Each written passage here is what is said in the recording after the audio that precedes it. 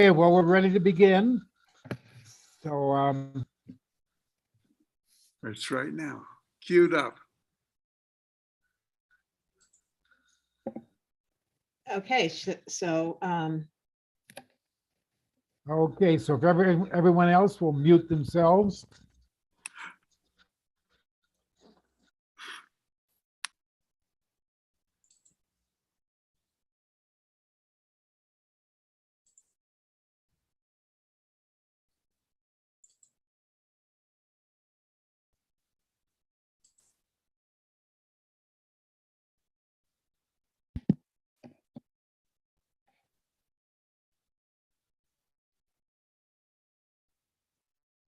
okay, I'm unmuted.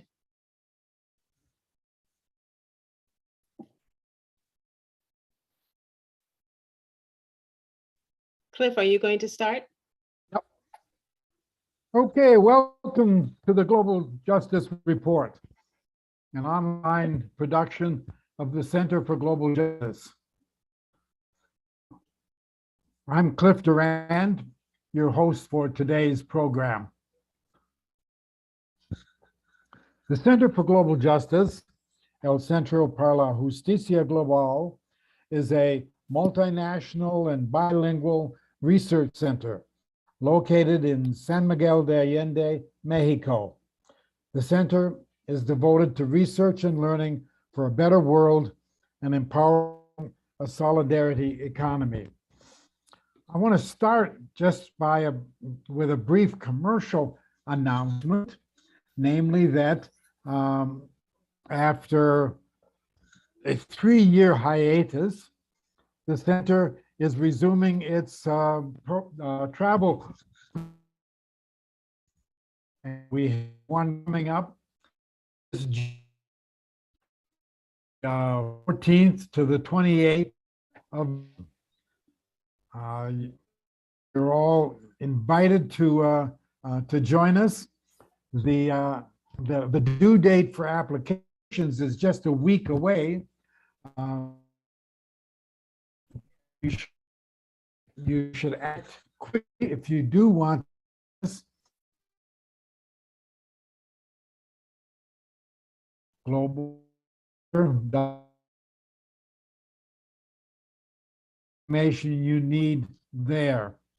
So hope to see some in Havana. Due to the pandemic, we've discontinued our in-person events and instituted online webinars. Without our previous revenue-generating programs, we now depend on your donations to support these webinars and to pay our Mexican staff. You can make a donation at our website, www.globaljusticecenter.org.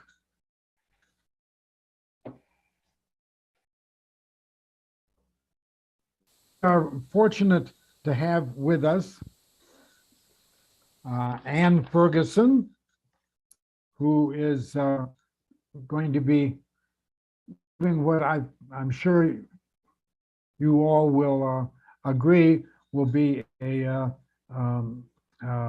insightful, penetrating analysis on neoliberalism, patriarchy, and women's rights in the U.S. and Argentine abortion politics.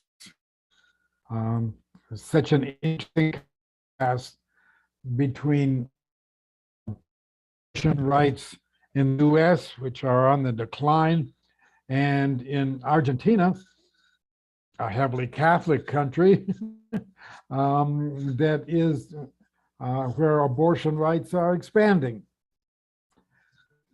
So we have Ann Ferguson then to talk about that today with us. She's Professor Emerita of Philosophy and Women, Gender, and Sexuality at the University of Amherst. She's author and co-editor of 5 books and many publications in feminist philosophy and theory, the effective and also life feminist activist, member of the Radical Philosophy Association. So without further ado, let me give the floor to Anne, who will be giving a presentation, following which we will have questions and discussions. Take it away, Anne. Okay, can you hear me? Yes. All right, great. I am really glad to be here. And I wanted to say that, I don't know if can people see the screen? Yes. I know there is somewhat of a delay on my side from hearing the webinar. So bear with me if if this is a complicated talk. I am hoping that people will be able to discuss afterwards. If you have problems of understanding at the end, I hope you will perhaps get in touch with me and I can send you the references that I have been using. My email is ferguson3638@gmail.com. And I will send you a list of references also for the talk if you contact me there. I really want to thank the Center for Global Justice and my friends from Sophia who are here, and also my reproductive justice feminist friends, as well as some friends from Argentina. In particular, I see Monica Cecilia Herrera is here. Thank you for coming. Monica, she is translating my first feminist theory book, written in 1989, into Spanish. And this is an exciting project for me. So I also wanted to thank people who can't be here, Graciela Monteagudo and Myra Lucio, and Chuli Prieto, who are Argentinian feminists who helped me get to Argentina in 2019 and to attend an incredible women's encuentro there in La Plata, where I was able to march with 400,000 other people, mostly women. I'm sorry, can you not see me? Are you seeing me and hearing me? Yes. Yes, you're getting through fine. Okay, I just had a note saying I should start my video, so I didn't understand what that was about. Anyway, I was there and I wanted to thank my friends who helped me with that. I also wanted to thank Cora Fernandez Anderson, who is an Argentinian feminist in the US, who has done a lot of research on our abortion politics in Latin America, and particularly in Argentina. I've added one thing to my title, which is white supremacy, which I think is a particularly important aspect of abortion politics in the US. And I have to also say, I am not so clear. I'm not really an expert on Argentinian politics, so I am just counting on this to be a kind of superficial summary of what is happening there. So without further ado, I wanted to talk about the abortion politics globally. And I wanted to just point out that this is a transnational feminist issue that really, whether or not people have abortion rights depends on the strength of patriarchy in their country, which is itself a semi kind of autonomous system of male dominance that varies somewhat with different economic systems, but is also independent of them. For example, in Argentina, and in 4 countries I want to mention, there has been recent progress for reproductive rights. In Argentina, the country became the largest nation to legalize abortion, which was a landmark vote in a conservative area. And in Colombia, the country's top court decriminalized abortion in 2022, just recently.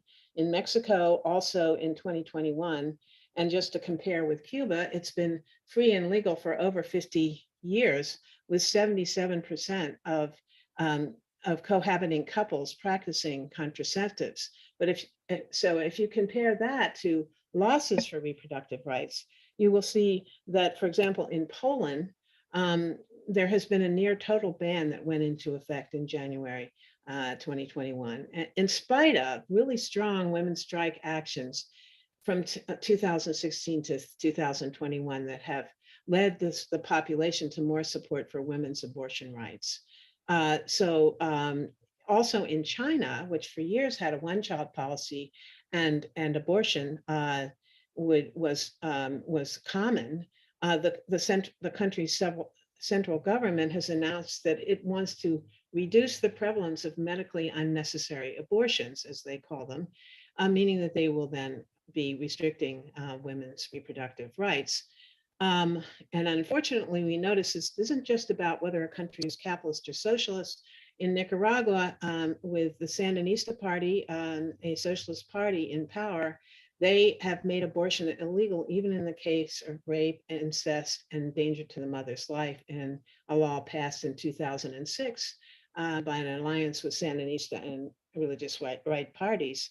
And this really shows the importance of the connection to religion and the degree of the ability to attack pre-existing patriarchal culture in socialist countries. In the US, we see that our country is on track to lose our national right to abortion this summer if the Supreme Court overturns Roe v. Wade. And so now, so here's my question. How is it that we are about to lose reproductive rights when over 60% of the US supports them? And we have a constitution that separates religion from state and basically guarantees us rights to free speech and religion in our First Amendment, and yet we're losing that right and part of it is, I think, and as Cliff mentioned, they are gaining abortion rights in Argentina. So that was one of my questions for this talk. I think partly if we think about the US today, our constitutional right to abortion in Roe v. Wade was undermined in many states by the restrictions limiting abortion. And unfortunately, that was partly how Roe v. Wade was framed as a constitutional right.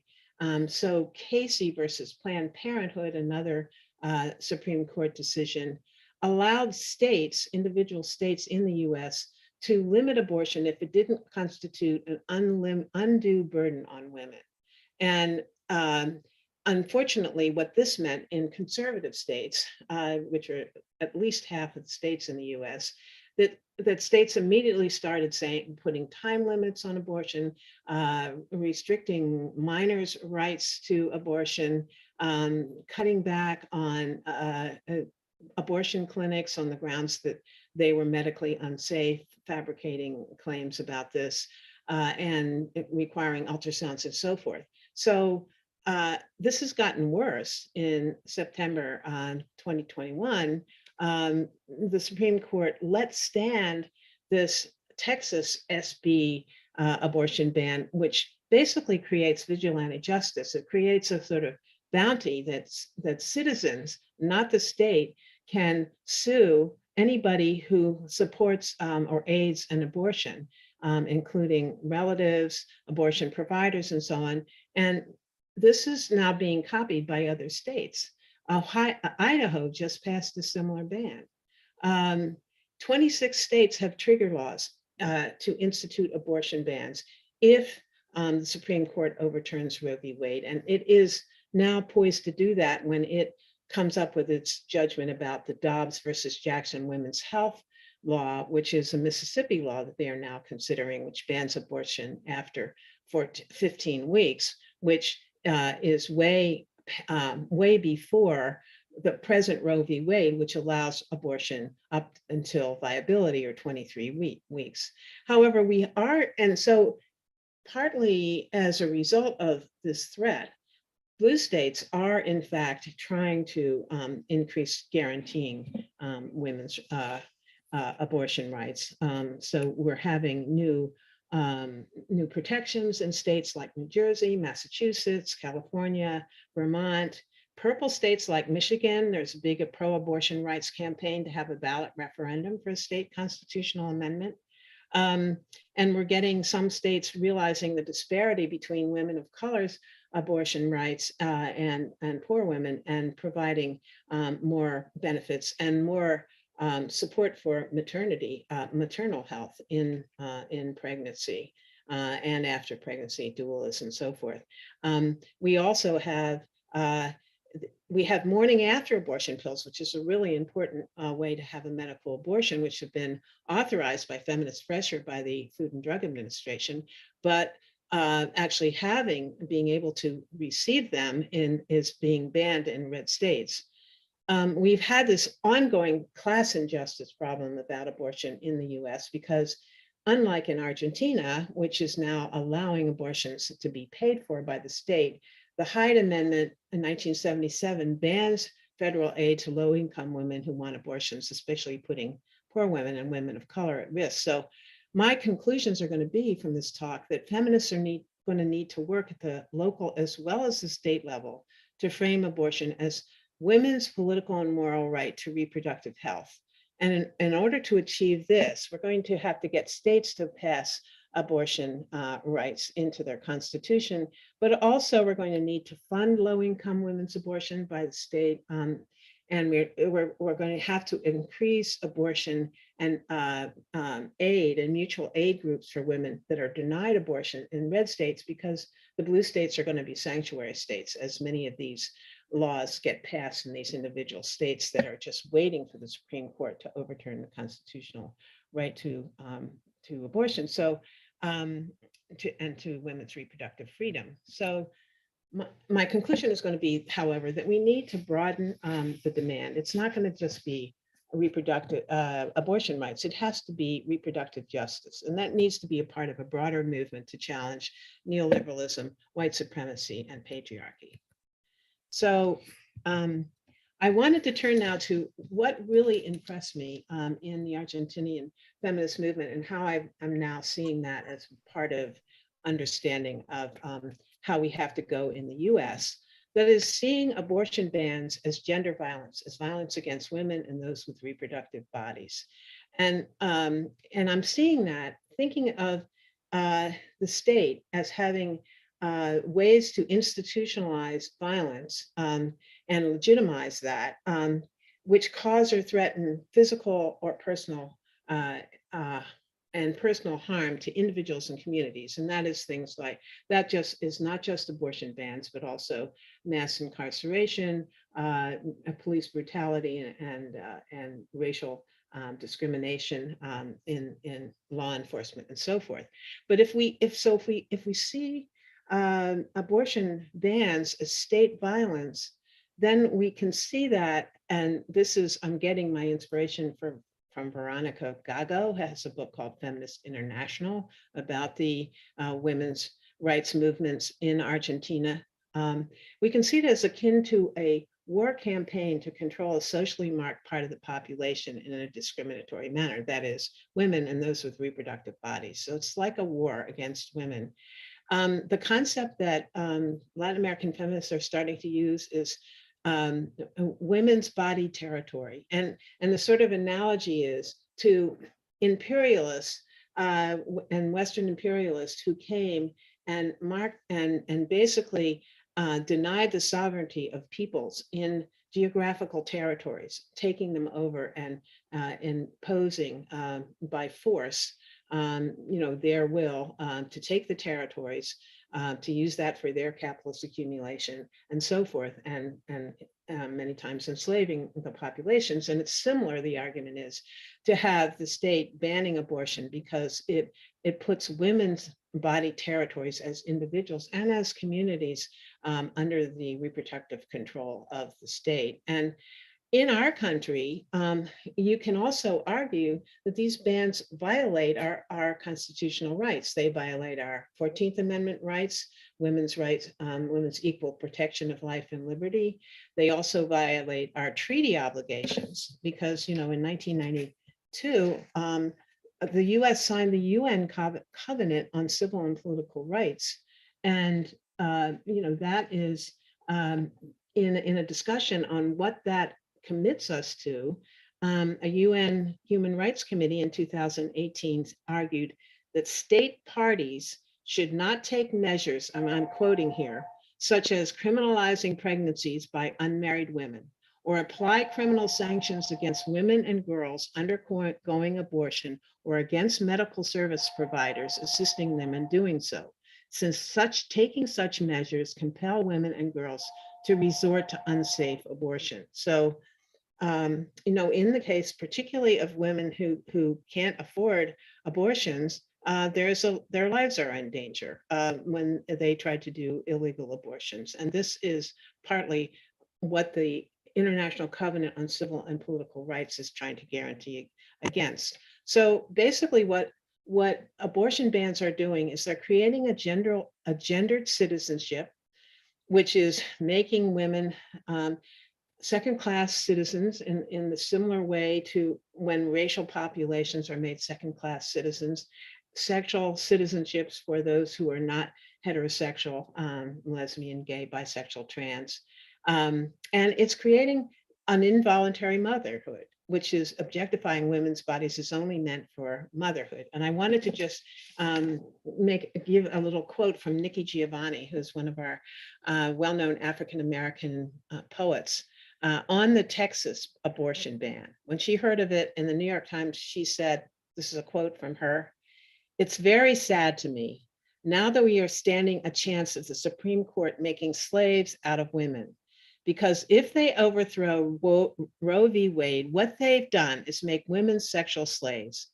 We are saying that women cannot control their bodies and that men don't have to control theirs. That's very sad." So that's the quote from Nikki Giovanni. And notice that what this if you think of this as then part of a gender, contributing to supporting a gender violence culture, then this connects it to other violence against women, such as sexual harassment, rape, femicides, domestic violence, and it connects again to that vigilante justice that I mentioned is already happening now in Texas and will be happening in Idaho, where you basically allow citizens to offer monetary bounties against abortion providers, and that increases physical violence against them.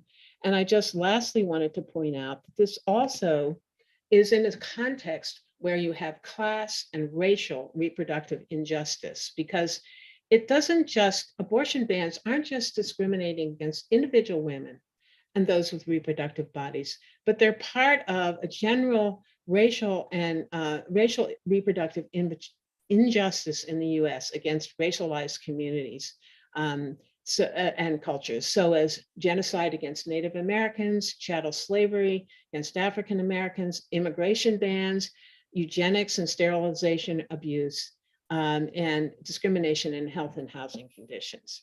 So, so how does this connect to, my second thesis is neoliberal capitalism is part of the problem here. And how is that?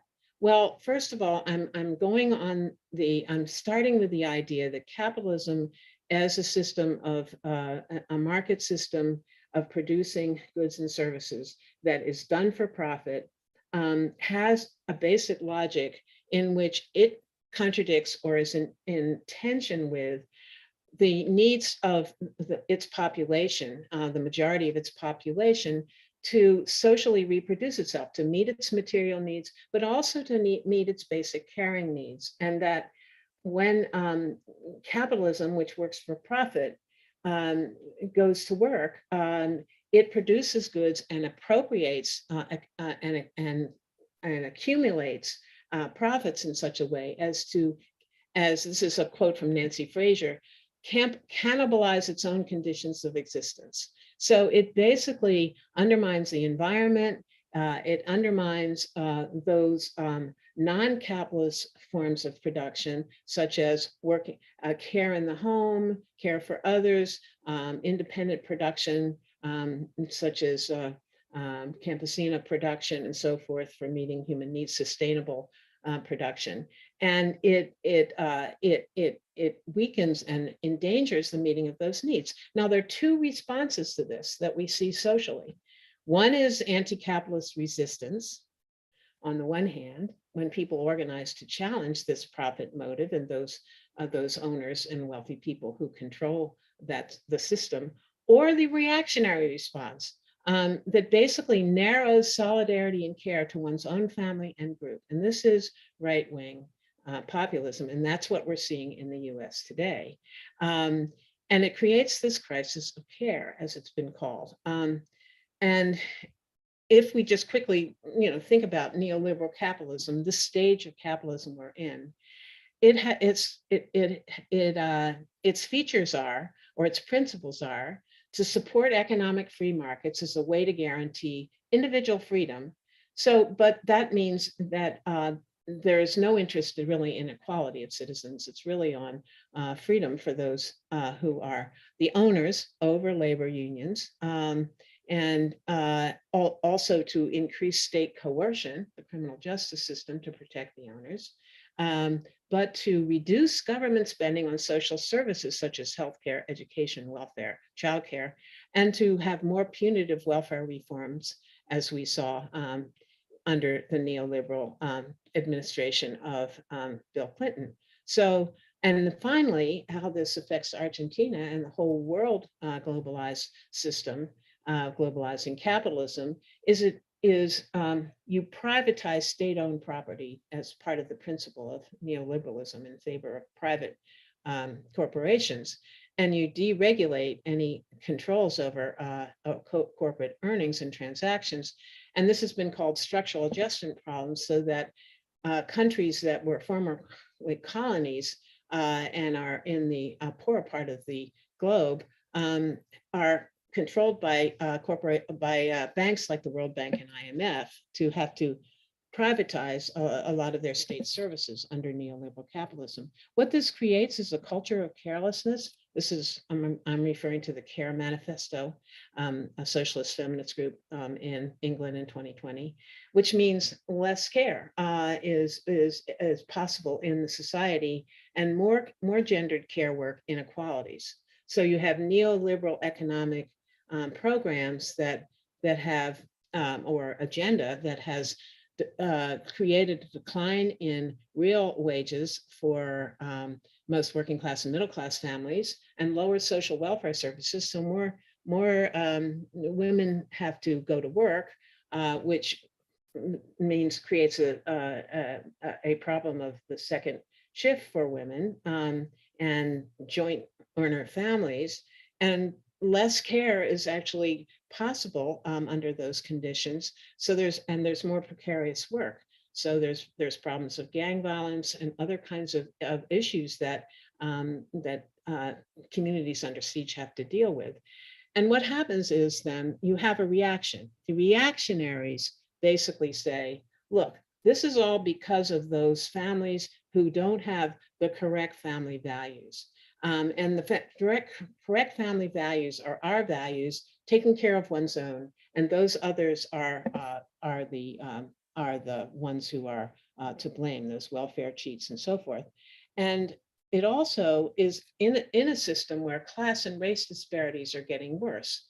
You have mostly poor single mothers who are basically on the line here, and women of color also who are working in many cases for white women employers as nannies or cleaners, and in paid work care in education, childcare, personal health care, and elder care, which is lower paid and mostly done by women and some men of color. And this, of course, and I'll just mention this briefly, but it's so obvious, the class, race, and gender disparities have been way worse with the COVID-19 pandemic effects, as the frontline defenders of social goods are under attack. And women can't get childcare anymore. Schools are closed. It's really a terrible situation. What happens then with the right wing and how it connects to abortion politics, the right populist alliances that get made with the Christian evangelical white supremacist better than thou value kind of coalition mixing with the bottom line interests of the corporate capitalists. It's really a strange combination of bedfellows.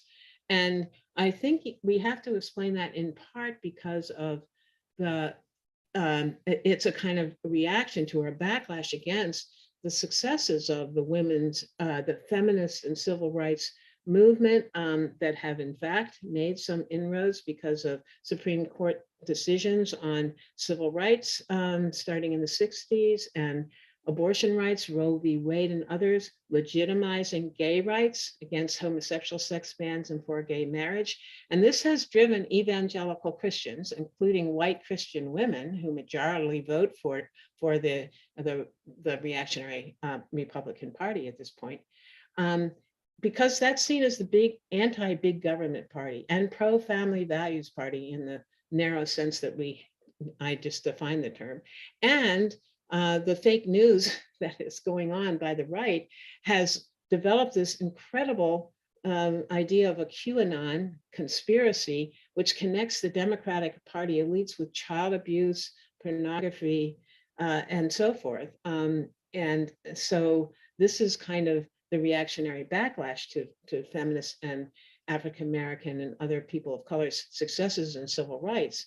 And so this has a long historical history too, because it doesn't just go back to the present right populism of Trump and neoliberalism, but it's a legacy of the Civil War, really, where basically abortion bans started really in the 1870s after the Civil War, when whites in the South and when whites in the North were concerned with the sort of right Protestant panic over the population development of African Americans and European Catholic immigrants who they thought would outnumber them. And so that's when you started to get abortion bans, when you started to get contraception bans, eugenic theories, which justified sterilization abuse by religion and color and class, and which, by the way, although much of it has been, outlawed, some of it still continues, particularly against immigrant women, and so who are designated as racialized. So you basically have the climate crisis that's importantly caused by capitalist system, creating waves of immigrants on the southern border, and they're opposed by an alliance of white nationalist Christians because they're too non-white and they're not our religion, they're Catholic, not Protestant, they're not our people. And then you get immigrants who are Muslim, Hindu, and other religions seen as threats because their racial ethnic interest status. So, you have these strange bedfellows that somehow Trump, our little fascist leader, was able to consolidate between white nationalists and those with anti-Semitic views, evangelical Christians, with neoliberal capitalists, with his incredible policies of Muslim immigrant bans, his strong negative response to the Black Lives Matter, his supporting of stronger abortion bans, and so hypocritical because we know that Trump was for abortion rights before he became a presidential candidate, and Supreme Court appointees who represent that position. So he's fortified the alliance between white nationalists and evangelicals. So sorry, I guess I went backwards. So how does this connect to the religious right and its gender morality? Well, historically, fundamentalist religions in general tend to have a gender morality which assumes different moral virtues for manhood and womanhood. So good women good men are, or the most masculine men are assumed to have moral authority over women. Good women are taught to submit to masculine authority. Masculine moral authority is also assumed to extend to the right of physical violence over women who fail their moral duties as wife and mothers. And then, what follows from that is that women who unintentionally become pregnant are potential mothers with an obligation to care for the fetus. And so abortion is not only an act of murder, but also a violation of women's duty to care for children under this gender morality.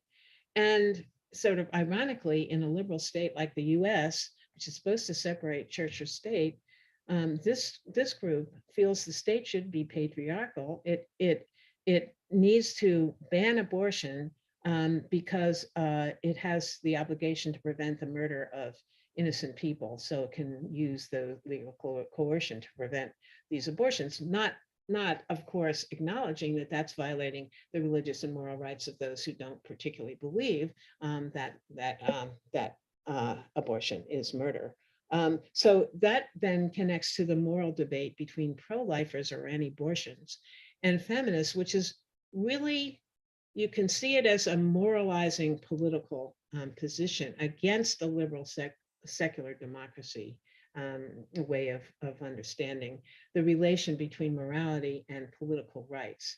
Because pro-lifers basically are prioritizing the duties of the pregnant person as potential mother over their civil right to bodily autonomy and reproductive health.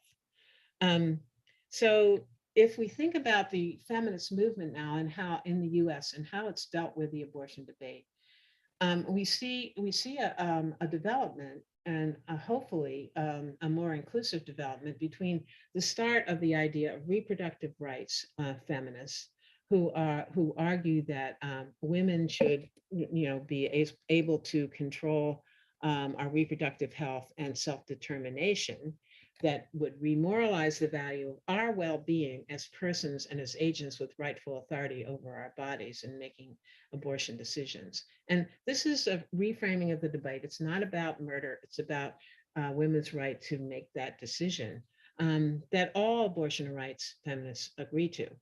However, the women of color feminists in particular, people like Dorothy Roberts and Loretta Ross have led the way in expanding the concept of reproductive rights to the notion of reproductive justice. Now, what is added when you talk about reproductive justice?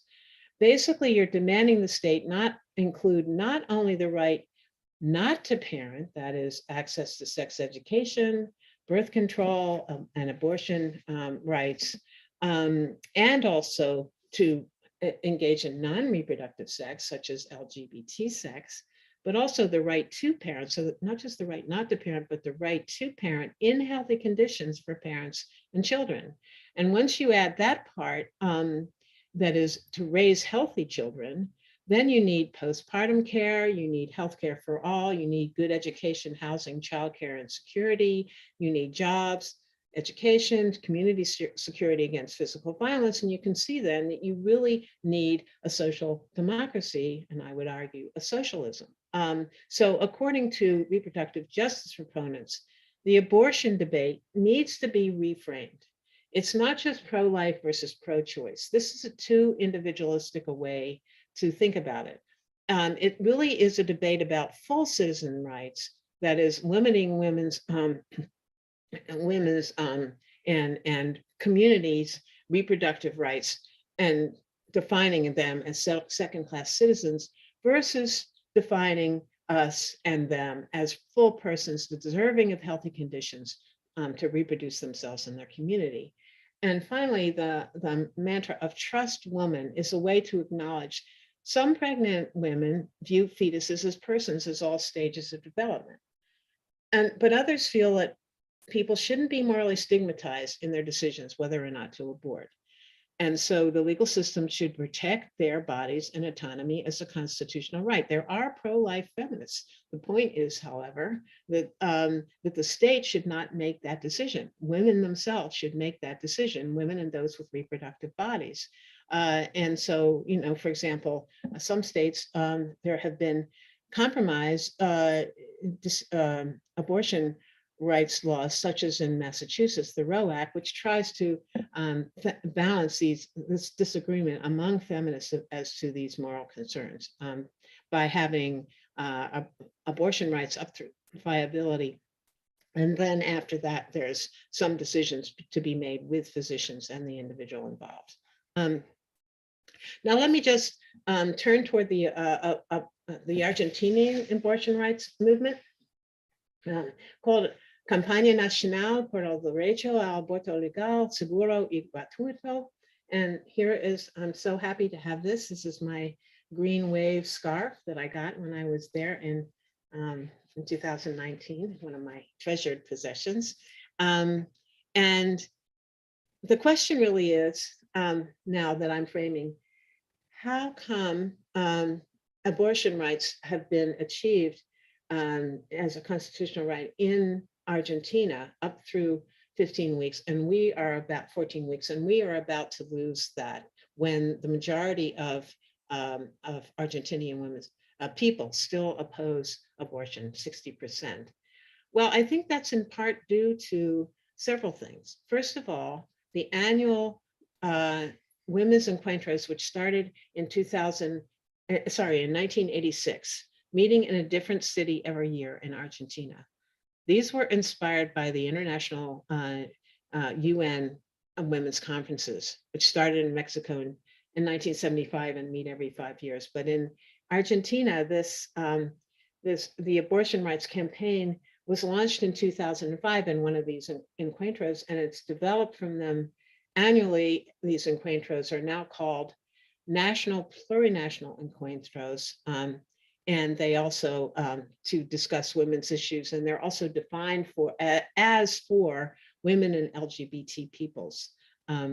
And they're also defined as plurinational, so as to include indigenous rights, not just the idea of the national context. So the campaign is called, has as its demands, educación sexual para decidir anticonceptivos para no abortar y aborto legal para no morir.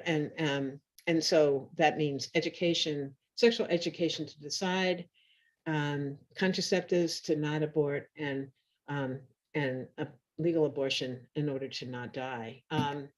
And so that's a way, even the way that's put is a way to show the connections between all the different parts of the movement and women's interests in the issue that the coalition, the feminist coalition, is putting together. I also think it's important to notice that in Argentina, the situation is very different in some ways from U.S. politics.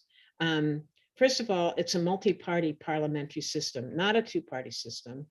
And it's also 80% unionized. We are less than 10% unionized with trade unions in the US for wage earners. Why is this? Well, partly this is due to the years of success of the Peronist Party, which is a social democratic party, which, although it was overturned by the Argentinian dictatorship, came back. After that dictatorship was overthrown, there were several years of neoliberal parties that led to the financial collapse in 2001. And what happened then was there were factory takeovers and workers' co-ops were established. And there was a big unemployment movement called the Piquetero movement, which blockaded streets and towns and made demands on the government to deal with the social crisis. And this also spread to middle-class neighborhoods. There were popular assemblies in many, many neighborhoods, which then made networks to each other that basically brought back the Peronist Party, after, I think it was 2005 that they came back. And they were then in power until the neoliberals took over again in 2018, and they were again overthrown in 2020. But In the meantime, what happened was that because of these years of this whole crisis that was occurred because of neoliberal capitalism, it closed down factories and so forth, and the system of neighborhood assemblies that came out about, the feminist movement was able to organize across class and connect to indigenous people as well, to start demanding support against gender violence and femicides, a very important concept in Latin America, against femicides, and also for abortion rights. And this then led to huge mobilizations against femicide by the Ni Una Menos movement, which was the Me Too movement against gender violence in Argentina and in Latin America. And also in the abortion ban, the demands to have abortion rights movement, the Green Wave movement, allied with that. And in 2016 and 17, there were basically women's strikes about both of these issues, merging these issues, and also including demands by transvestites and gay rights activists for gay identity rights. They also made coalitions with trade unions and indigenous activists opposing fossil fuel extractivism, and against, in fact, many of the women there were, many of the activists in those movements are women, and some of those women were killed and harassed, and so the gender violence connection was made there. And so what happened in Argentina was that you have a law demanding a constitutional right for women to have legal, free and safe abortions was introduced into the legislature in 2007, and every year until 2018, when the neoliberal president allowed the bill to be debated, but it was defeated. But then in 2019, it was defeated again, but in 2020, President Fernandez from the Preparedness Party basically allowed it to be introduced, and it modified abortion bill passed the legislature in 2020. So how did it pass? And this is I'm getting toward the end of my talk, but how did it pass? I think there were three strategies of the Argentinian feminist abortion rights movement that is outlined by Cora Fernandez Anderson and Alba Rubal. First of all, legalization strategy, trying to get free and safe abortions, government-supported procedures. And basically, this was promoted by getting political parties into coalitions around versions of a abortion rights bill, and probably persuading individual politicians to support it. And unlike in the US, where you had two parties and one party stands for abortion bans and the other for abortion rights, in Argentina, there were many, many parties, and it was really just an individual choice by those politicians what side they were on this issue. So feminists really went to work and contacted a lot of parties to try to persuade them to support women's rights. The second strategy was destigmatizing abortion procedures in the public health bureaucracy, and they did this among physicians and health bureaucrats by arguing that the Women's Health Organization, the World Health Organization protocols that prioritizes rights to mental as well as emotional and physical health in making abortion choices ought to be part of the exceptions that allowed for abortions to occur. I mean, at the time, it was life or physical harm to the mother, in the case of pregnancy, was given as a justification for allowing an abortion. And the feminists basically argued that this should be expanded to include mental and emotional health. So trying to destigmatize abortion procedures so as to expand them.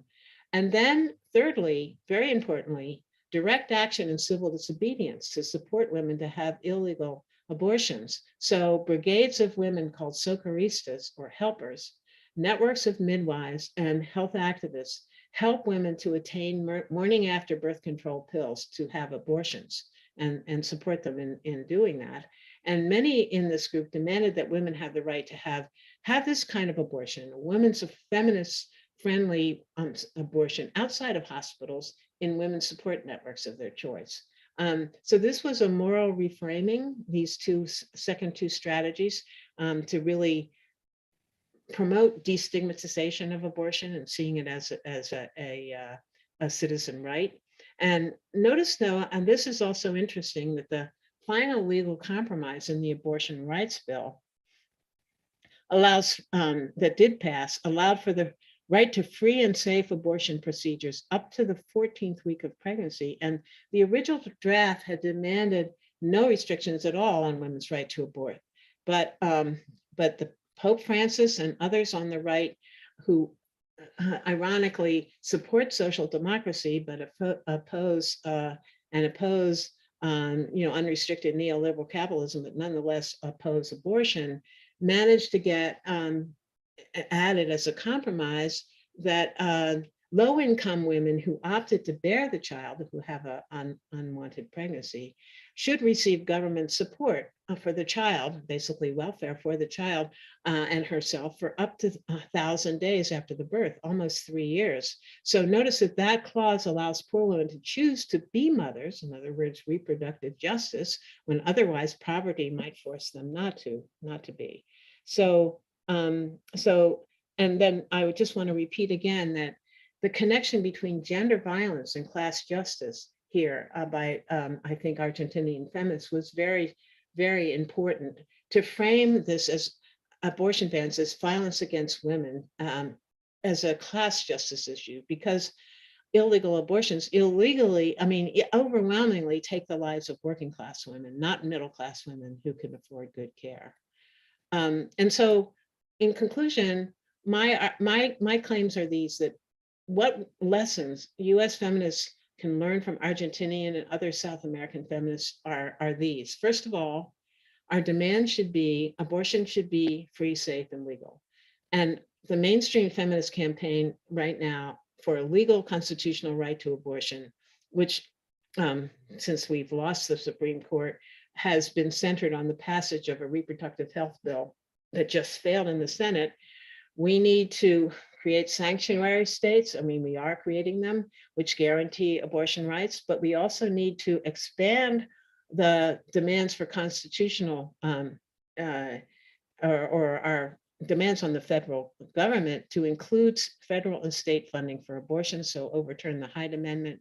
And also this new bill called the Equal Access to Abortion bill, the EACH bill before Congress, which would fund abortions for low-income women, and generous federal and state support for low-income mothers and babies.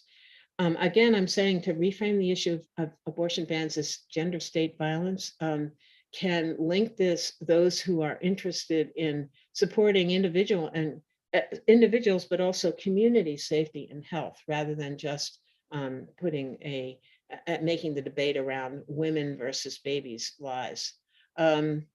Coalitions focus on with other social justice movements. So, for example, abortion rights, and also against fossil fuel extractivism and police brutality, racial brutality, and institutional racism, and for rights of the unhoused, trade union rights, and so forth, and feminist mutual aid and civil disobedience. I think we're going to have to be taking extra legal measures to protect women in informal networks and self-help groups. And I think this means we need to be demanding reproductive justice, as I've already mentioned.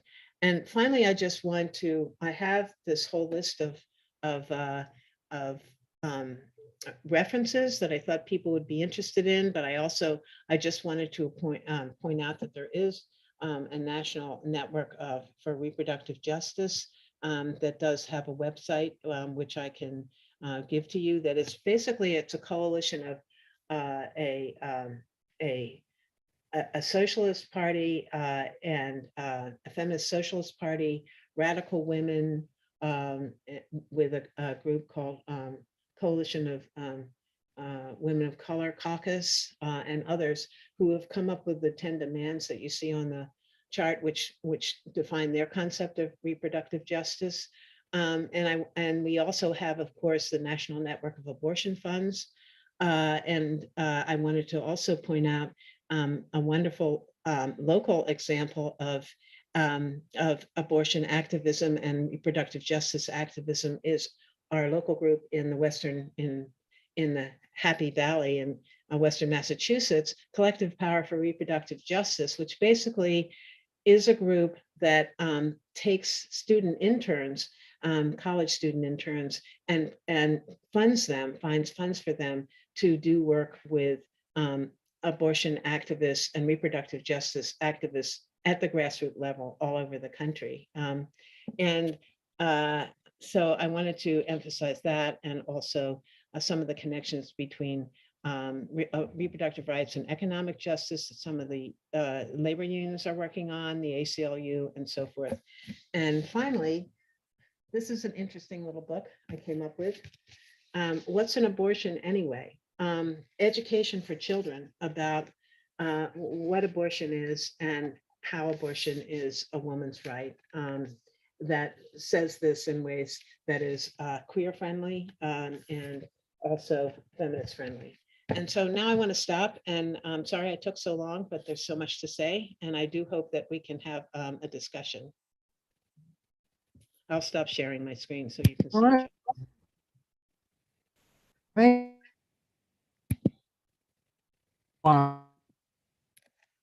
And so I'm sure there'll be many who will have questions or comments they want to share with us. If you are watching us on YouTube, the way to do that is to send an email to global.justice.cliff@gmail.com. And I'll pass your comments on to Ann here in the Zoom room. And of course, those who are here in the Zoom room can put your questions directly. And so if you have a question or comment you wish to share, let's just wave your hand at me, and I'll call. And I see Bob Stone waving. Bob, unmute yourself.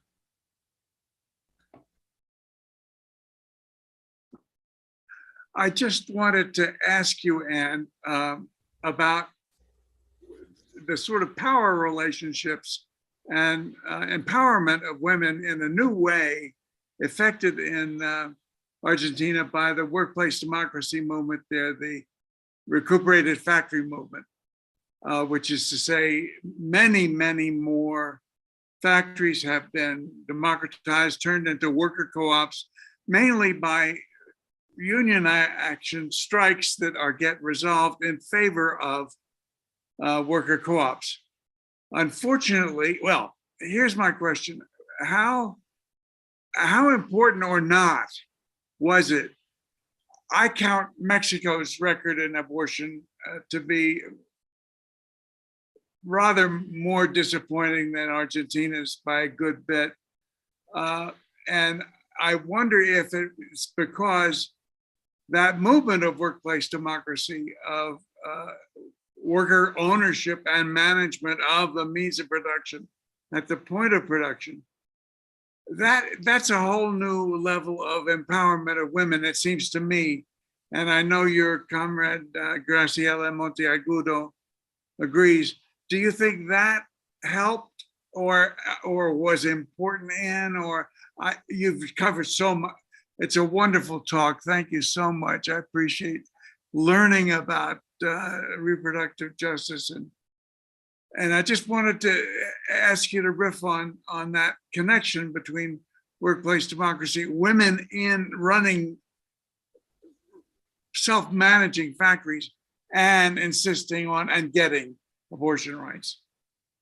Yeah, I mean, I think that's important, Cliff. Bob. And it's all all a part of the way the social movement, the left social movements, including workers-controlled factories and other industries, such as I know there's a women's balloon producing cooperative. Many different types of cooperatives came out of that 2001 financial crisis and workers' control and created networks with each other. But they also created networks with community groups like soup kitchens and other kinds of mutual aid groups, so that there was this whole and of course the left parties and the trade unions in the other factories that had not become workers' control were also connected, and they were connected to the unemployed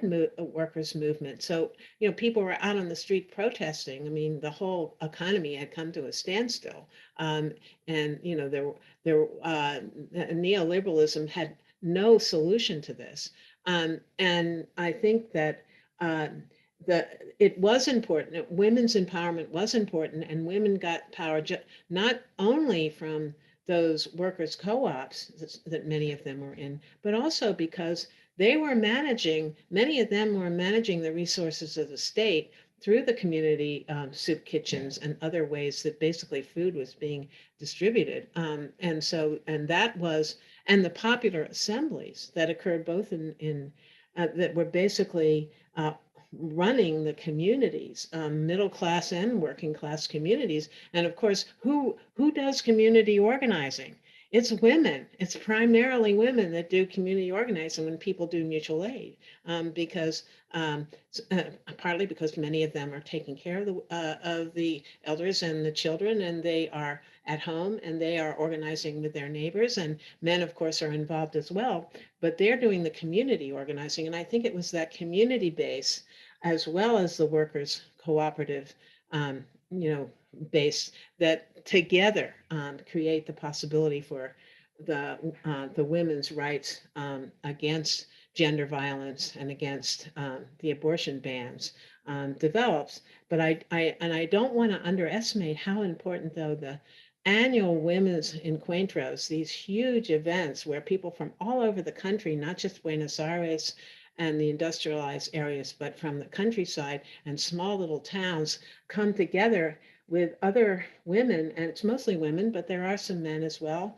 to have workshops, endless numbers of workshops about all kinds of demands that women want to frame. And not all of them seem to be about feminists. They're more about land and violence against indigenous peoples and fossil fuel extraction in their communities, and damming up rivers so that they bypass communities. I mean, many different kinds of social justice injustices. And so when you have not just workers on factories, but workers organized in neighborhoods, producing community food, doing childcare for each other, and you also have these other kinds of demands and annual encuentros that go all over the country. So people then get to meet each other from the other parts of the country and get to share these ideas about critiquing neoliberal capitalism, critiquing the elites that are controlling this is critiquing the IMF as as impoverishing the country, as well as then arguing that the state is colluding with this by allowing gender violence to continue in violence against women, and also in abortion bans. That's when you get this fertile mix of ideas, and you get people's minds changing, and you can create coalitions. So I think it's really a combination of these many different aspects that has made Argentina successful in getting these abortion rights that they have so far. Thank you. That answered your question. Becca Nagel has her hand up. I'll call on you next. Thank you so much, Cliff. Thank you, Anne, again for an inspiring talk. And just as you know, as my mentor, you can brilliantly put so many strands together. and really shine a light on intersectional level of oppression. It's really glorious and really important to do that also internationally. So I'm not able to do that myself. I focus on prisons, and I see, you've uplifted Loretta Ross and Dorothy Roberts. Roberts coming out with another great book on the critique of the family regulation system, right? Which I see as so many Black feminists do, and abolitionists, as an extension of the prison. So I just call it the invisible prison, right? Basically, you just some commentary. The Hyde Amendment, true. In the civil world, in prison, it's a different matter. People get coerced into abortions in the US, specifically Black women, right? So there's, again, a racialized dynamic there. Of course, you didn't do that, but so many just look at the slogan abortion rights and forget about the whole continuum. I'm thinking of drug testing. So the group, Dorothy Roberts, she's actually presenting on Wednesday on her new book, Torn Apart, the movement for family empowerment, right? Looking at the issue of informed consent. So the drug war is very much alive and well on women's bodies. So, if you're presenting pregnant, or, pregnant persons rather, you're presenting pregnant, you will, without consent, be drug tested, and off you go while pregnant to prison, right? If you just don't have the right drugs in your body, right? That are not listed by pharmaceutical standards. So that's one issue. Also, I can talk about Germany too, where some of you don't know I'm from. And, with my comrades there, we've explored a book, Good Women Go to Heaven, and bad women get punished to prison. Yeah. So the point is that you may hemorrhage, which happened to my friend in an airport stall, and her mistake was to survive this birthing event, and she was under really brutal situations, torn, making it to the hospital. They kept her alive there, but then thrown into a prison cell, postpartum practically, so the accusation, the people I find in women's prisons around the world are accused of infanticide, and miscarriages get read as murder. Right. So that's a whole nother aspect that I don't see much feminist articulation around, because it's so invisible, obviously. And specifically, I suppose my question is about carceral feminism. Yeah.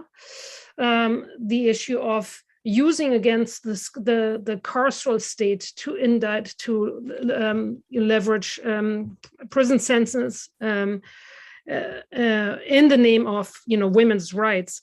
And specifically, as a law abolitionist now myself, can we, your rich example from Argentina about the mutual aid organizing, can we just pivot away and saying, we don't really care about law? Yeah, because law, the minute we get law, it gets loopholed. There will be things whittled away that in the end reproductive rights is still a misnomer, right? So it's basically, let's pretend there is no law, we just have the full spectrum at our hand, and we do anything to be of service to any pregnant person and person who wishes not to be pregnant, right? So, it's sort of the carceral feminism meets law abolition, and, and see how we can negotiate that in the international sphere as well. Good luck. Wow. You covered a lot of things as usual, Mecca, but I covered a lot of things. So you have the right to cover a lot of things in response. the whole thing about forced abortions for prisoners, mainly women of color, I think is really important. I was also thinking about involuntary sterilization, which a lot of people don't understand still happens. And just reading a story about an ICE, immigrant detention center in, I think, South Carolina, where a whistleblower had come to point out that 60 women had been sent for hysterectomies or involuntary sterilization without confirmed dissent, basically telling them that there was some other procedure, which is, of course, what was brutally happening to Black women in the South in the 19th and 20th century, and is now happening to immigrants, and as you said, to prisoners, with all kinds of, ability for these misogynist, racist practitioners to do this kind of thing. And I think it's something that reproductive justice activists are very adamant needs to be included in feminist purview to try to point out that this is not reproductive justice. Forced abortion isn't reproductive, and forced sterilization can't be tolerated. And then the whole thing about fetal harm. I mean, the fact that women who are drug users get thrown in prison because of harming the fetus. I mean, that is what the Supreme Court is going to be going, that's what Amy Coney Barron, or actually one of those right-wing justices, brought up as an example of, how laws, need to be to save the fetus, from the bad mothers. We need to have, some challenge to this, to not only abortion, but to unfit mothers. But luckily we have sanctuary laws now that allow mothers to give up their babies so that and have them adopted. That's the one that Amy Coney Barrett brought up in discussion of the Dobbs versus Jackson Women's Health case that's now before them. And so really, what's so hard about just carrying a pregnancy to term? You can always give it up and somebody else can take it over. And so, your rights haven't been challenged and we've just saved the baby. I mean, that's the whole line. So it is a whole spectrum of ways that women and those with reproductive bodies are being regulated and harmed, and that the state is not necessarily the solution to this. In fact, it's part of the problem. So how do we deal with it? I mean, of course, reproductive justice feminists have challenged the carceral feminist approach, which just says, well, put the guys who are violent against women in jail, put the people who are have women in prostitution in jail, and basically have tougher laws to support them, because of course what this ignores is the whole racist way that the state has been used to enforce such laws. It really undermines the effort to try to find a way to do the kind of recuperative justice. What am I thinking of? Oh, Mecca, I've forgotten the term. Restorative justice, thank you. Which has to come about with communities dealing with these issues. I mean, if there's a drug abuse problem, then it has to be solved in communities. It can't be solved by the state imposing laws on people. We know that the war on drugs is disproportionately penalizes people who live in marginalized communities rather than wealthy people who can get away with all kinds of drugs. We need other ways to deal with this. However, I do tend to disagree with at least the idea that we can simply go with abolitionism feminists, which I totally support, challenging racialized mass incarceration. But on the other hand, I really think we need to have a three-pronged strategy like they did in Argentina. I mean, we still have a system where the state is very powerful, and we need to therefore be challenging and trying to create better laws in the state, at the same time as realizing that we're never going to actually get those laws changed and enforced in the ways that are fair and equitable, unless we have mass social movements that are doing mutual aid to each other. And that obviously in the abortion ban situation that we are in is going to involve mutual aid, civil disobedience, basically finding ways to have communities work to help each other with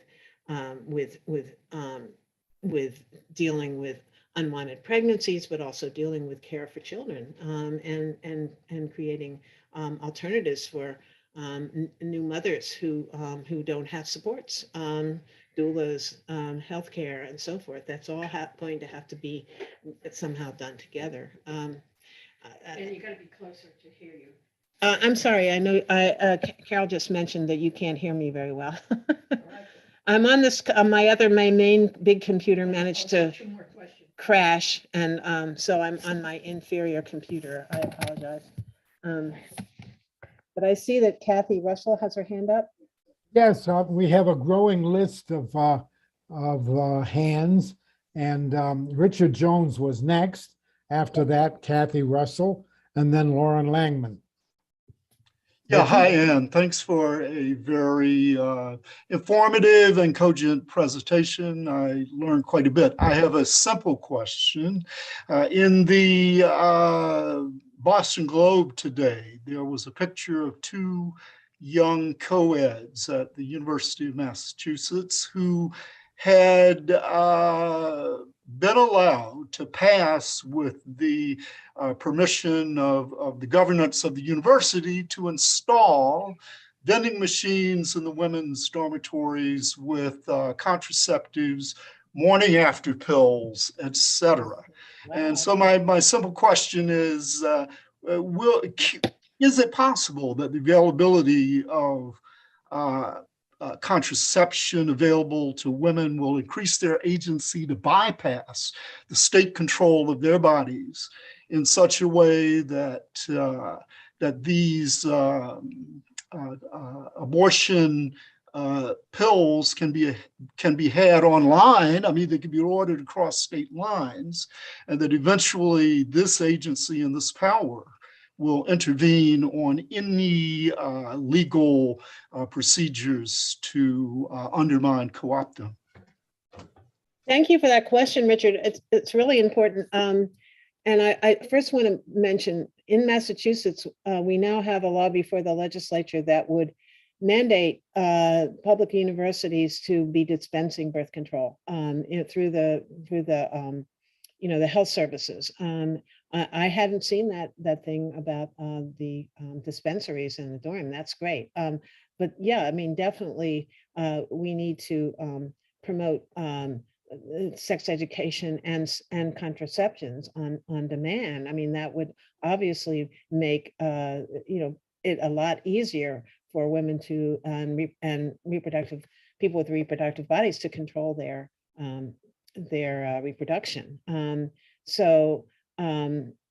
However, you asked me another question. I forget what else it was. No, it was just this increasing availability that gives young women agency to control their reproduction. Yes. and the online availability and the so now I know the online availability. Here's the problem with that. I mean, that's great. However, the conservative states, the 26 states that now have these laws primed to outlaw abortion as soon as the Supreme Court, basically overrides Roe v. Wade. They also have laws banning morning after pills through the mails. They have laws banning pharmacists from distributing them. They have laws, and now I think it's very hard to get those pills. I mean, I'm interested that Massachusetts allows them in a dispensary, but you have to get them through a physician. And so they're banning physicians from permitting them. So there are ways that people are going around this by, there are countries abroad that, are sending these pills.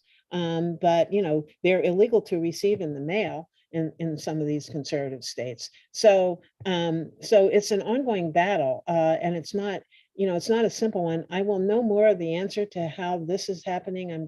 There's a webinar. There's a woman doing a lot of work on this, Carrie Baker at Smith College in Women and Gender Studies. Does a lot of articles for Ms. Magazine. She's been promoting strongly the idea of the morning after pill and medical abortion as the way that people can do mutual aid with each other, feminists. And so, but there are these legal obstacles still that we have to deal with. Okay, next is Kathy Russell, who I see is at the beach, making us all envious. Yes, and can you hear me? Yes. Good. Okay.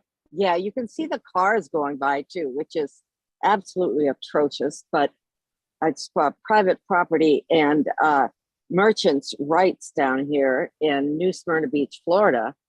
It brings a lot of tourist money here.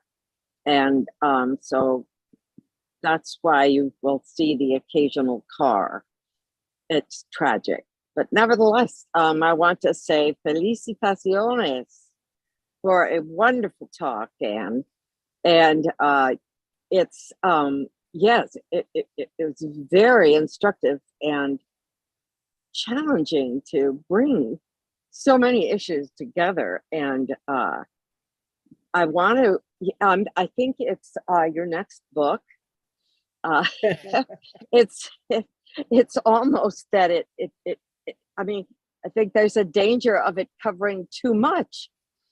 But it's a wonderful paper, very challenging. I'd like to go to the issue of that you talked about with territory and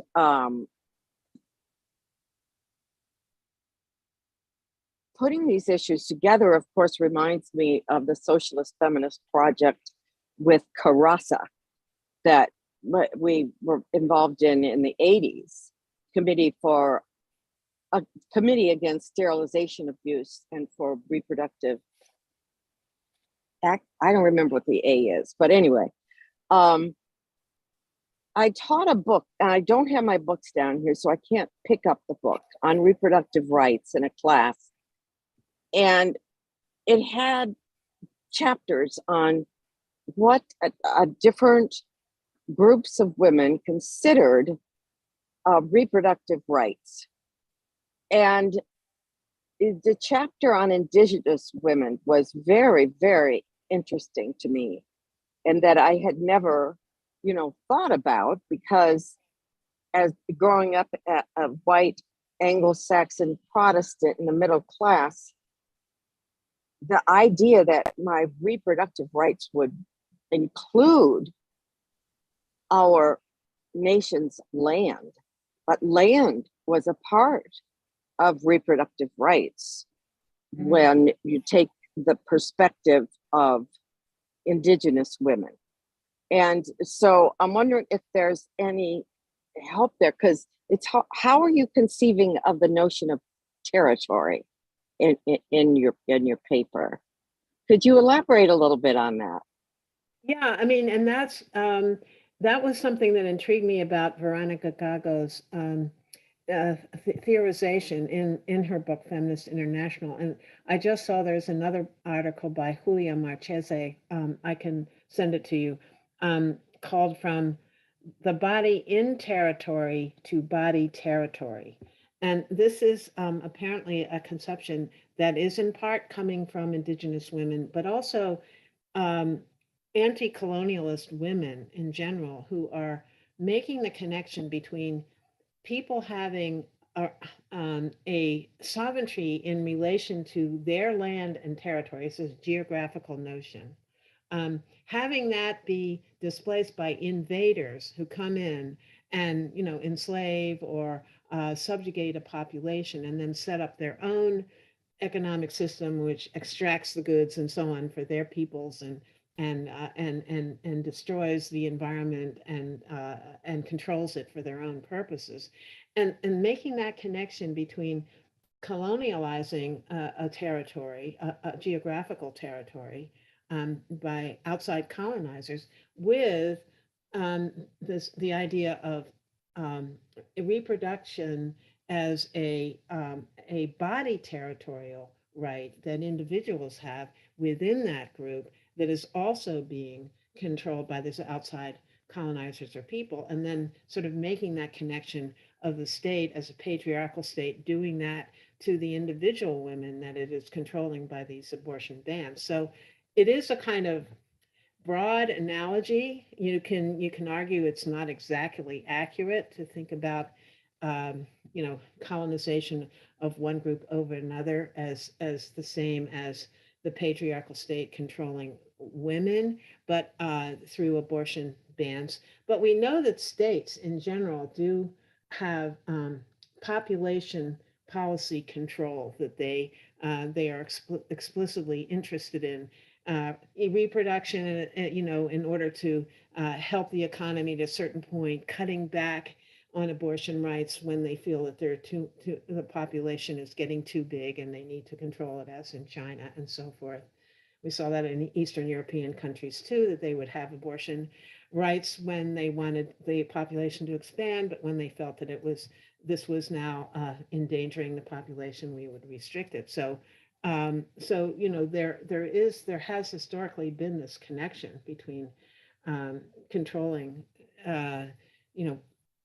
human reproduction through some kind of mechanisms, state mechanisms, and controlling peoples and territories and lands for exploiting them.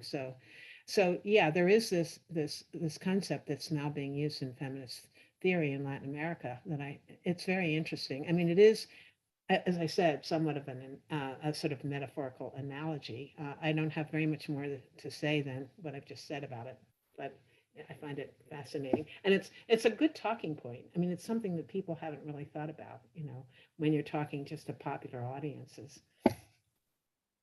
Yeah, that's really true. And that brings in Sylvia Federici and her work on population control and bringing in patriarchy and the transition to capitalism. Yeah, yes, I did. Very. I should have mentioned Sylvia. Yes, absolutely. Her seminal. Thank you so much. Very, very interesting. Right, next we have Lauren Langman.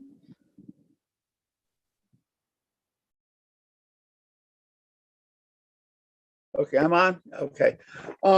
Yes, I enjoyed the presentation very much for a number of reasons. One of which is, of course, that my involvement in globalization, and I have spent some time in Argentina, or should I say, yo también visitar Argentina. Okay. Anyhow, first of all, on the upside, shortly before this went on, there were two things that came across my computer while I was waiting for the thing to turn on. One was a thing on women of Iceland, and it basically showed how they had a general strike in 1970. In 1975, they had the first woman president, and now it's required that all banks and other companies have at least 40% women on their board, and how well they've done and how well women have done, and how, if we want to, just look by comparison, how in places like Iceland and some of the other Scandinavian countries, you can not only just have a woman president, but with a first boyfriend. And that's not going to happen in the United States in my lifetime. Okay, or maybe one of these days she will have a first girlfriend or or a co-wife or something like that. Anyhow, I'm a sociologist who does a lot of social movements, and I come out of the Frankfurt School, the Hegelian Marxist tradition, and I like to think about things dialectically. And that basically, what I want to come to in a moment is the notion that hell, I think it was Shakespeare said something to the effect of hell hath no fury like a woman denied her rights. Now, I mentioned this because just before, the other thing I saw before was some latest poll. It was one of those fundraising things, send money or the world turns to shit. But it was one of these polls taken to Florida. I can't vouch for the poll. I only looked at it for about 10 seconds, maybe 15, now about 10. And it was basically how DeSantis is running 50-50 against one of the candidates and is actually behind one of the others, and how Getz is really in very, very bad shape down there. And the point I really want to try to get to, as you mentioned, the majority of American people do not support these restrictions. They do not support and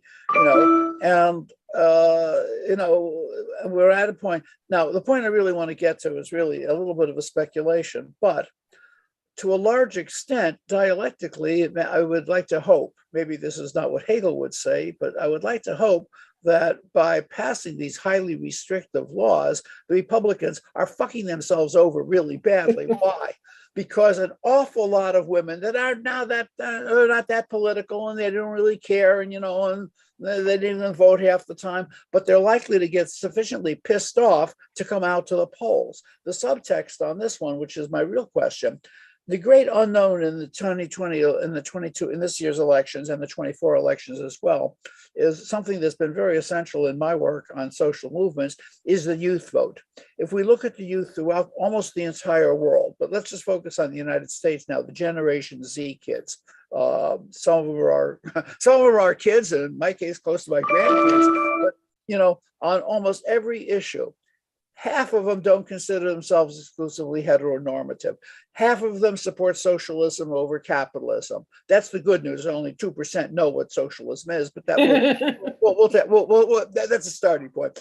And if they just, and most of them, even though they're a little bit less sexually active than previous generations because they're too tied to their cell phones and computers, and sex is okay, but you'd much rather text each other than get together with each other. Okay, the thing is, their politics, and then a recent book came out. It's not a sociology or an academic book. It's called Fight by a guy named Volpe, who's a Harvard survey guy.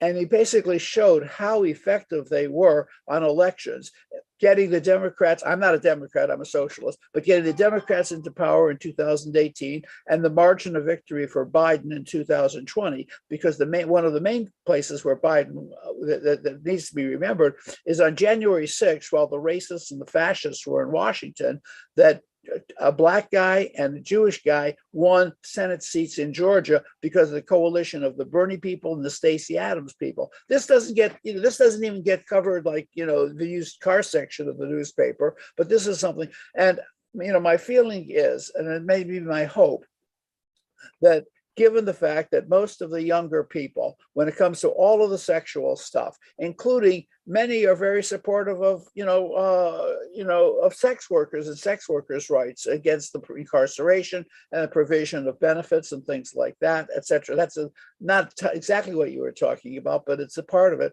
that if enough of these young kids come out, we're going to see places like Florida, Texas, probably Georgia, going over to the Democrats. Now, I'm not a Democrat. I haven't been since I was tear gassed by the Democratic Party in '68 in front of the Hilton. But we're still better off that the Democrats at least give space for us to have some power in terms of organizing and things like that. So my question is really a speculative question in terms of the extent to which the possibility that these restrictive laws are going to backfire and throw a lot of Republicans out of office. And I don't know if that's an analysis or a hope. Okay, well, thank you, Lauren, for that question. I actually am sympathetic to Marxism, consider myself a socialist feminist with a Marxist analysis. On the other hand, I don't think that I totally agree with the dialectic in any simplistic fashion.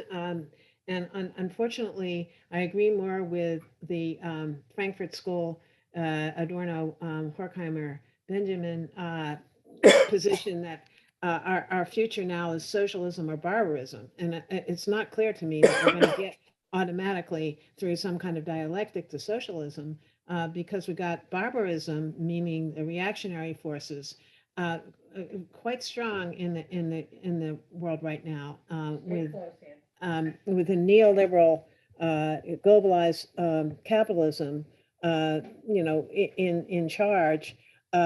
It's very easy for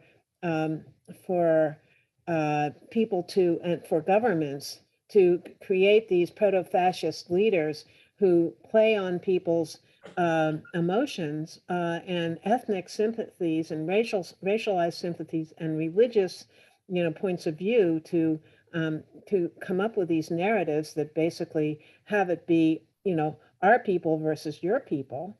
And, our people have to reproduce, your people should stop reproducing, kind of narratives. Now, it's true that in the US, we do have much more progressive youth, than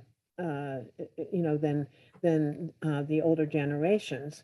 The problem is a lot of them are disaffected and they're not voting, and it's not clear. I mean, I think Georgia and the coalition that got Warnock and what's the Asif. Asif elected was really important. I was part of the letter writing campaign, and Stacey Adams, great successes there. But on the other hand, the evangelical Christian forces, and in Florida, the Cuban emigres, and the strong-wing reactionary communities of wealthy Latin Americans who have fled to the U.S. with their money from countries south, I think are going to be supporting, and even their younger generations are going to be supporting, right-wing politics for a while. So I'm not saying that we can't get a progressive overturn of the right-wing reactionaries that we now see taking over the Republican Party. But I'm not just assuming that, because women find that they've lost abortion rights and they're pissed at the government, and young men say, are imposing this on us, that this would be sufficient for them to organize against the neoliberal and racial forces that are basically in coalition with lots of money and influence to keep that from happening. So, I think we really have to, as Mother Mary Jones said, pray for the dead and work like hell for the living. I mean, it's not going to be an automatic reversal that will get these reactionary, coalition out of control. Well, I mean, yeah, you are in a state of barbarism, but I think that in my analysis, and I don't want to take up anybody else's time, I think that neoliberalism has peaked, that a number of factors have eroded beginning with the 2008, in which, in order to get out of 2008, back to straight Keynesian pump priming, and it was the government that bailed out the capitalists. And then, as we've seen with the pandemic, as Cliff was talking about it before, there's no way you can solve the pandemic on the basis of of an autonomous nation state. And so I see in a number of ways that the neoliberal thing, in terms of a number of ways, if we look at the growing number of strikes and things like that. Now, when I say it's peaked, that doesn't mean it's going to be gone in the next couple of weeks. As Wallerstein once put it, that neoliberal capitalism is doomed and it'll be over soon, but don't gloat with what may come next, make it may be worse. I can't see 25 years into the future, so I have no idea.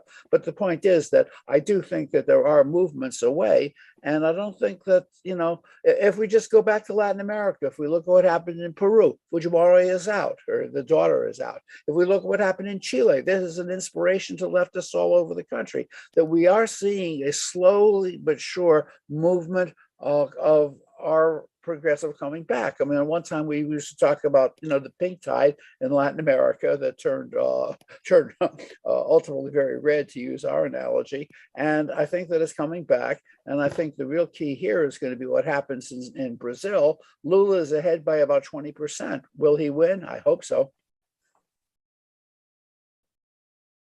Well, I again, we can hope, and struggle and fight. And we do have some signs that progressives are winning. I mean, when they won in Chile, they won in Argentina, they may win in Brazil. The question is, for us in the U.S. is, can we win in the U.S.? And I've already said a lot, so I want to hear what Norma has to say. Okay. Me Now too. we have Norma Oh. Harrison here with her hand up. Is there anyone else here who will want to speak? If not, I guess Norma will be our last. So go ahead, Norma. Yeah, hi, everybody. I've posted a lot of very brilliant comments in the chat. I hope you all get a chance to review them. One of them says that the embryo is a small mass of cells. Until 8 weeks, it's not even a fetus. Upon that knowledge, I learned to abort pregnancies myself,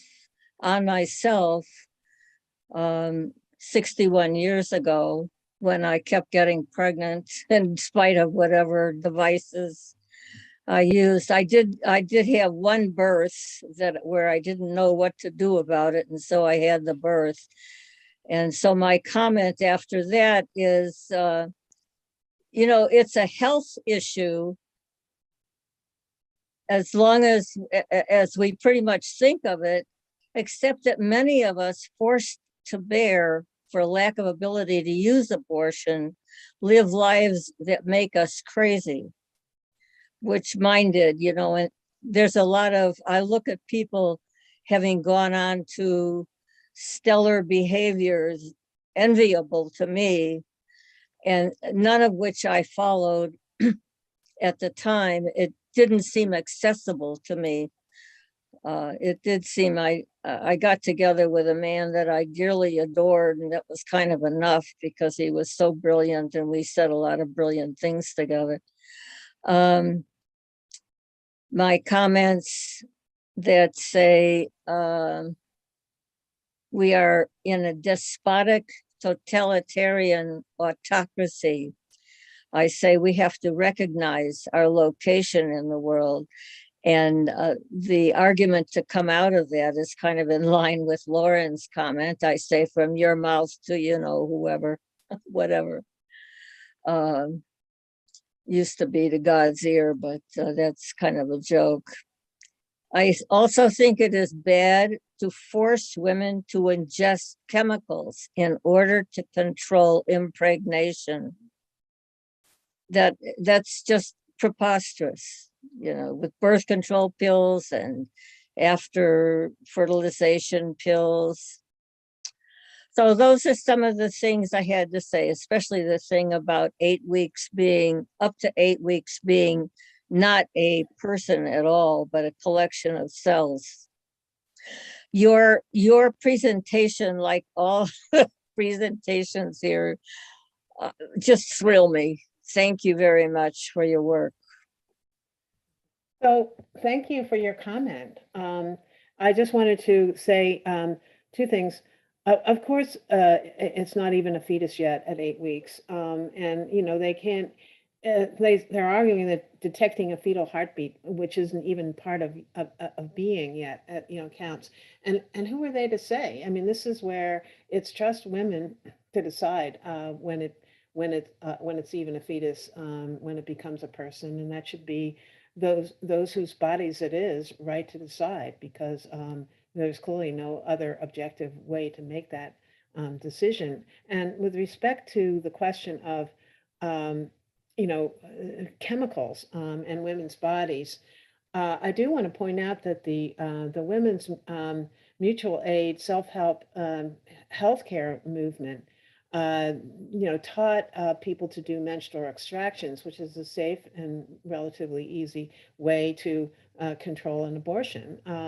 We should be going toward having those centers, having that possibility again, because yes, people have said, look, simply having the morning after pill is another way that may be damaging to a person's reproductive system, and there ought to be other choices.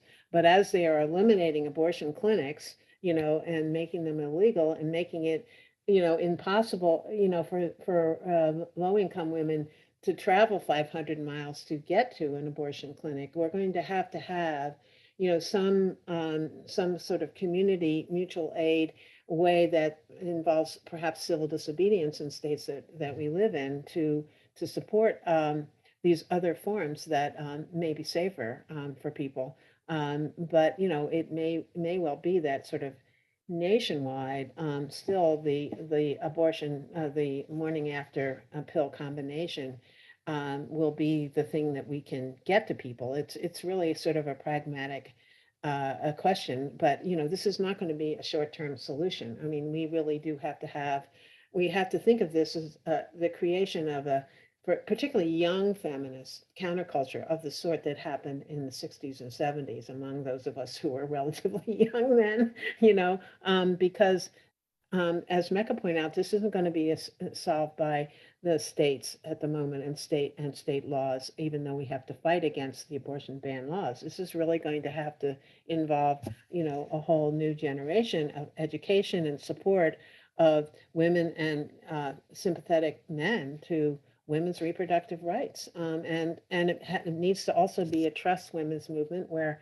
the decisions about what counts as a person, and also to realize that even if you count that fetus as a person, it's a moral decision. You may have many other children. You may be in a situation where you don't think you can raise a child safely. It may be dangerous to your emotional health to have it. So there are moral reasons. It's not just self-interest, versus this fetus's rights. There are other people's rights involved, not just the mother's rights, the whole community rights, family, etc. Elders that you're caring for. I mean, many, many things that can be involved, and we have to trust women to make that decision, and those with reproductive bodies, rather than the state. So that's kind of a quick answer to your question. I want to know that's the answer, and those are the answers. You compile them well. I wanted to say something about this. I see people as becoming more like what's off of television, saying the same things. Everybody says the same thing. Somebody said something about being envious of somebody at the beach. I'm not envious of it. I would go there if I were envious of it. Actually, I've become physically debilitated to the point where I can't decide to do that. But the beaches have been so fucked up that it's impossible to decide whether going to one is a good thing. And people just making, oh yeah, that we're all envious of it. And that is common for people today to sound like each other. It's become that way regardless of people's color, age, gender, the whole array of who we have been, especially the past 20,000 to 200,000 years. We have been such a variety, and that's becoming subdued to the models that are set for us on a daily basis. We are becoming more and more like everybody else. I'm not going to evaluate whether that's a good thing or not, but it does have, everybody says the same thing. Oh, I hope you'll heal.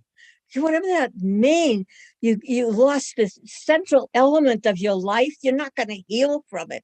So to say the same dull things, dumb downing things without thought, and that goes on starting in school. They line us up to and be indoctrinated, behave this way, march in line, sit at the desk, etc. Well, I want to thank Anne for a provocative presentation and for the questions and comments that you all have raised.